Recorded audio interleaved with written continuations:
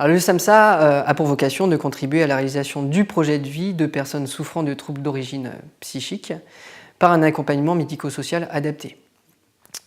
Ce service est dédié à des personnes dont la maladie ne leur permet pas de prendre soin d'eux, de leur logement, de l'organisation dans la vie quotidienne et qui entraîne des difficultés dans les relations sociales et un repli sur soi. Le travail éducatif du SAMSA consiste d'abord à créer du lien avec la personne et à faire émerger chez elle des demandes. Ce travail éducatif part ainsi de tout ce qui fait sens chez la personne et va orienter son accompagnement en fonction des désirs et des attentes qui vont émerger et sur lesquels le SAMSA va s'appuyer pour développer des habilités sociales.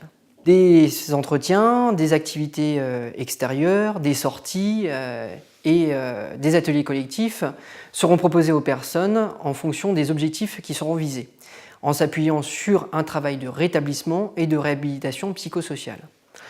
La question de la santé est prégnante au SAMSA puisque les personnes présentent souvent une situation de vie très fragile, ce qui nécessite un étayage soutenu en termes de suivi du traitement médical, de régularité des consultations et de repérage avant-coureur de crise ou de décompensation. Pour assurer cet accompagnement médico-social, l'équipe du SAMSA est pluriprofessionnelle, c'est-à-dire qu'elle est composée de travailleurs sociaux, d'infirmières, d'une ergothérapeute, de psychologues, d'un médecin psychiatre et d'un chef de service. Alors, ces professionnels vont aider la personne à tisser des liens avec son environnement pour réaliser autant que possible des activités sociales et quotidiennes. Alors, durant tout cet accompagnement, le SAMSA apportera une veille à la continuité des soins psychiatriques et ou somatiques. C'est-à-dire que l'équipe sera vigilante à ce que la personne puisse bénéficier de soins dont elle a besoin pour viser un mieux-être.